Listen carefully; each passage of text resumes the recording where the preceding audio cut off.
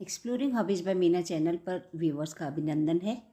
Friends, ये देखिए, ये मेरे बेटे ने मुझे दिया है कि लास्ट ईयर वो क्या है कि उधर पहाड़ों की तरफ गया था, तो वहाँ से उसने ये हेडबैंड ख़रीदा था। और उसको क्या है कि सर्दी से बचाव के लिए बहुत अच्छा लगा जुगाड़। लेकिन क्या है कि इस बार अब ये क्या है, काफ़ी काम ले लिया, थोड़ा पुराना सा भी हो गया। तो इस बार उसने कहा कि मेरे लिए ऐसा का ऐसा नया हेडबैंड बना दो। और मेरे पास बाई चांस पिछले साल मैंने ये एक last year flower pot hanging की बनाया था, तो उसके लिए मोटी ऊन जो मैंने मंगवाई थी वो रखी थी। तो मैंने सोचा कि चलो मैं इसी ऊन से ही बना देती हूँ। और ये ऊन भी काफ़ी मोटी है, इसके बराबर किसी ही लग रही है, थोड़ा सा कम मोटी हो सकती है। लेकिन इसको बुनने के लिए प्रॉब्लम ये है कि मेरे पास सिलाइयाँ, सबसे बड़ी जो सिलाइयाँ हैं, मोटी जो सिलाइयाँ, वो 4 नंबर की है, 6 mm की हैं।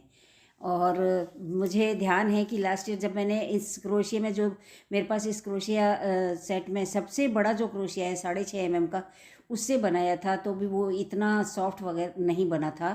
तो ऐसे में क्या है कि मैं अगर क्रोशिया से भी नहीं बना सकती और 6.5 mm की ये सिलाइयाँ ये भी नाकाफ़ी रहेंगी, तो मेरे को ध्यान आया कि ये मेरे पास में गला बुनने वाली सिलाइयाँ हैं, बैम्बू नीडल्स।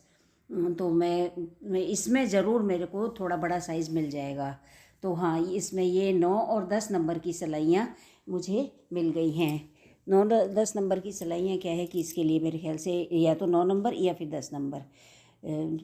काफ़ी ये सॉफ्ट है, तो उस हिसाब से ये अगर 9 नंबर से बुना जाए तो भी हो जाएगा, या 10 नंबर से बुनूँ। मैं थोड़ा सा कंफ्यूज्ड हूँ। तो क्या है कि डिसाइड कर रही हूँ कि मैं सोच रही हूँ 9 नंबर से बुन लेती हूँ, 10 का कहीं बहुत ज़्यादा एकदम वैसा ना हो जाए। और ये देखो बंद कैसे किया हुआ है, मैं तो इसको अच्छे से बंद करूँगी। मैं चाह रही हूँ कि मैं सुई वाले धागे, सुई वाले फंदे जो बंद किए जाते हैं ना, उस तरह से बंद करूँगी। तो डिसाइड हो गया है कि 9 mm वाले से मैं कर लेती हूँ।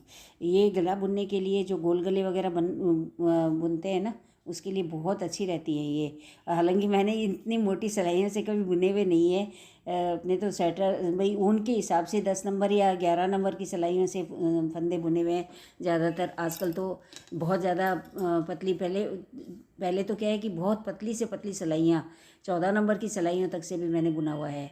लेकिन अब ऐसा कुछ चलन में नहीं है, तो अब तो 10 या 11 नंबर से ही बुनने होते हैं। 12 नंबर हो गया ज़्यादा से ज़्यादा। तो ठीक है, अब उसमें उसके जैसा ही बनाना, उसके जितना ही बनाना है, तो उसमें तो 12 फंदे हैं। ये लीजिए, मैं ऐसा करती हूँ, 12 फंदे मैं डाल लेती हूँ। और नीचे से डबल, हालांकि मैं खोलूँगी तो डबल मैंने इसलिए रखा है ताकि ये धागा मैं सुई में पिरो करके, और फिर क्या है कि इसको मैं आराम से मतलब ऊन मेरे को यहीं की यहीं मिल जाएगी, और उससे मैं उसकी सिलाई कर दूँगी। दोनों तरफ से जो जोड़ना होगा ना, तो वो जैसे ये रिब वाला जो बॉर्डर बनाते हैं, उसमें जो फंदे डालते हैं, उस तरीके से जोड़ूंगी। इनविजिबल मतलब जॉइंट होगा वो। तो ऐसा मैंने सोचा है। चलिए, 12 फंदे हो गए हैं। अब मैं 12 फंदों की ये सिलाइयाँ शुरू कर देती हूँ। पहला फंदा सीधा ऐसे ही उतार लिया है, और दूसरा फंदा अपने एक सीधा एक उल्टा, जैसे बॉर्डर का डिज़ाइन है इस वाली पट्टी का। तो ये कान पट्टी जो है ना, वो काफ़ी गर्म रहती है, काफ़ी गर्म रखती है कानों को, ऐसा उसने बताया। उसका क्या है, शूट्स वगैरह का प्रोग्राम रहता है, बाहर जाने का, पहाड़ों की तरफ जाने का। तो मार्च अप्रैल तक भी इतनी ठंड रहती है उधर कि बस। हाँ, अपने इधर तो क्या है कि बहुत ज़्यादा ठंड नहीं होती है, पर हाँ, इतनी मोटी पट्टी भी पहनने की आवश्यकता नहीं होती, लेकिन उधर तो बहुत ज़्यादा ठंड रहती है बाबा। तो ऐसे में क्या है कि उसको चाहिए होती है, तो उसने कहा है कि मेरे लिए आप घर में ही ऐसी बना दो। पिछले साल तो उसने वहीं से ही ली थी, पहाड़ी एरिया से, पता नहीं कौन सी जगह पर था।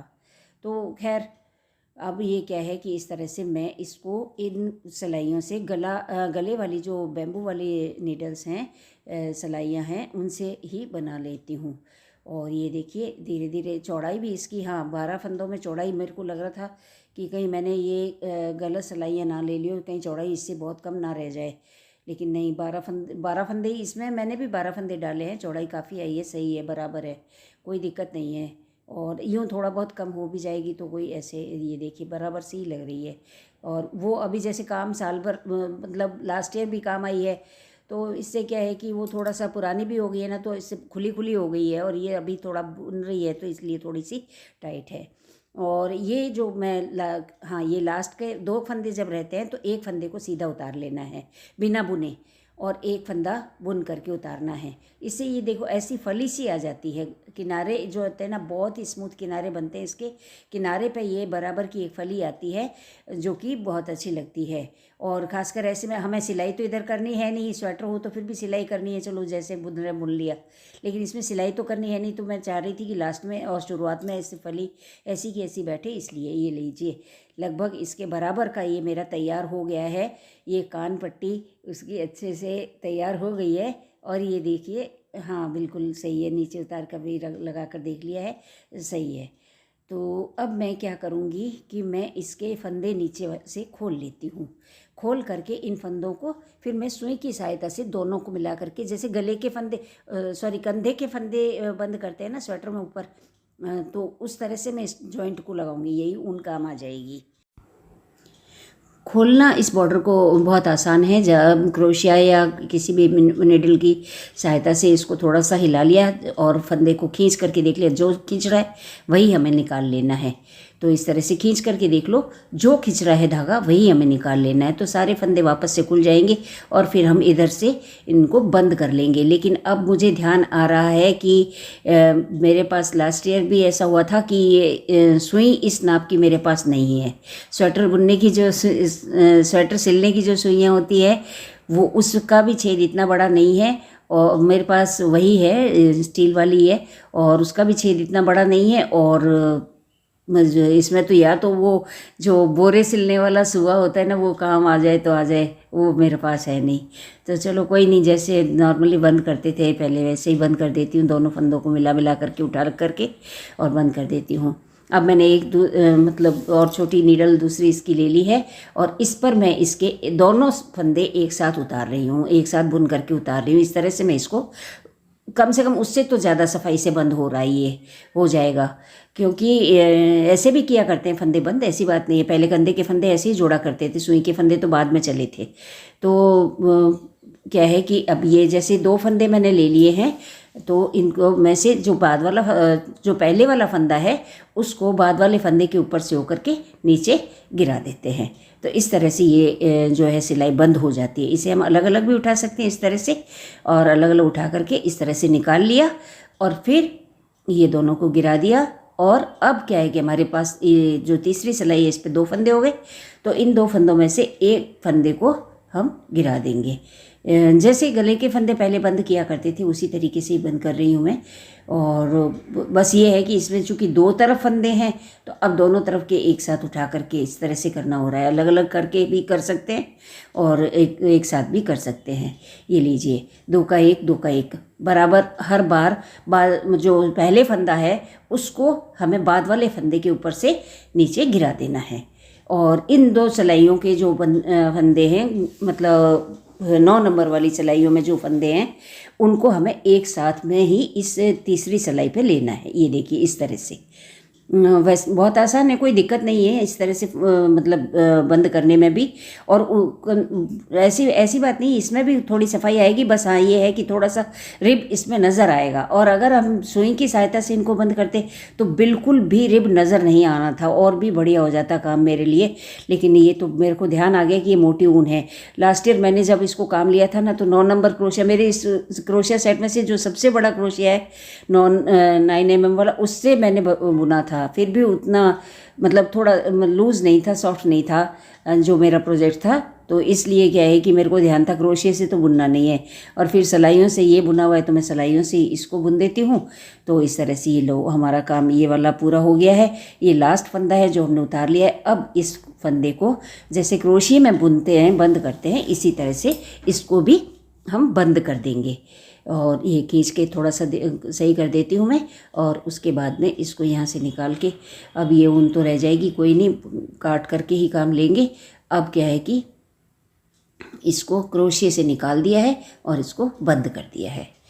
तो चलो, ये हमारा प्रोजेक्ट लगभग कंप्लीट है। और इस दोनों को पकड़ करके मैं एक नॉट लगा देती हूँ ताकि काम थोड़ा और भी मजबूत हो जाएगा।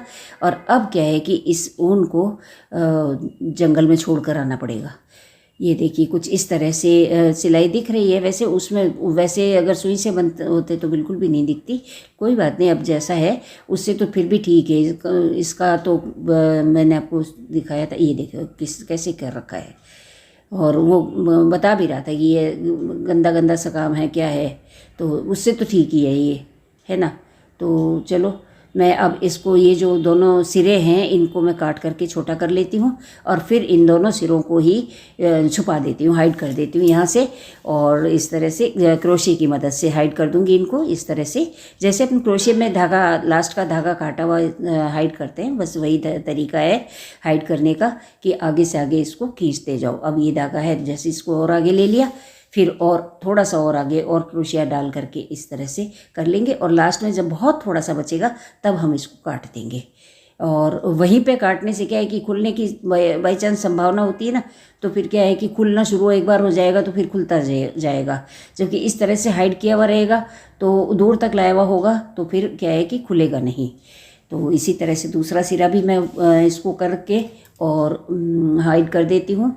और इस तरह से ये कान पट्टी तो मेरी तैयार हो गई है और बेटा मेरा खुश हो जाएगा ये कान पट्टी देख करके कि हाँ चलो वैसी की वैसी मामा ने बना तो दी, अब ठीक है बिल्कुल।